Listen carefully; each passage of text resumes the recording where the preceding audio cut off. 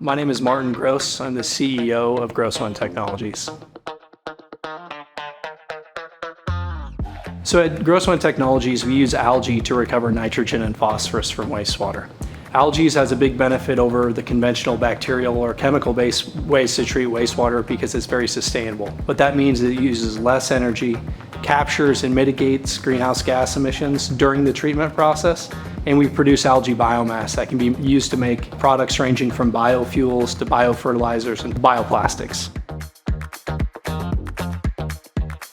The problem that we're solving is nitrogen and phosphorus pollution is causing something called a hypoxic zone in the Gulf of Mexico and other areas. And this is what happens when too much nitrogen and phosphorus enter the waterways and cause negative effects on wildlife and health of the people that are living there.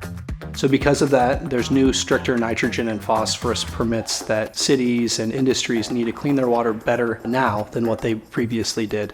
And our system is one of the ways to treat that nitrogen and the phosphorus before it enters the waterways. We just happen to do it in a very sustainable way using algae instead of the bacteria and chemicals.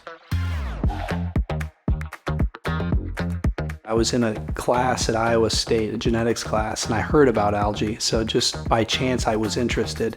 And then I reached out to a professor at Iowa State, an individual named Professor Wen, who's now my business partner. But as an undergraduate, I reached out to him and said, hey, I'm interested in algae. Do you want to talk about it? And at that time, he emailed me back the next day and said, come by my office and we'll talk about it.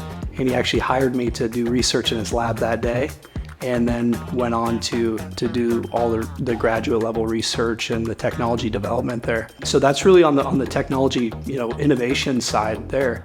But as I graduated, there was an opportunity to make a real business out of it. And whether it was the Iowa State Startup Factory or the Ag Entrepreneurship Initiative, there's just great resources at the university to help advance technology development. Probably wasn't that way when I started at Iowa State, probably about 15 years ago, but now the infrastructure there is really great to innovate and deploy new technologies coming out of the university based on the research there. I was involved with some of the programming through the Iowa State Papa John Center with Judy Isles, and as well as the Ag Entrepreneurship Initiative with Kevin Kimley during my undergraduate and graduate work. I've always been interested in entrepreneurship, but then when we won the grant and we decided to start the company, I can't remember, probably one or the other said, hey, there's this new program, and we're actually in the first cohort of the Startup Factory.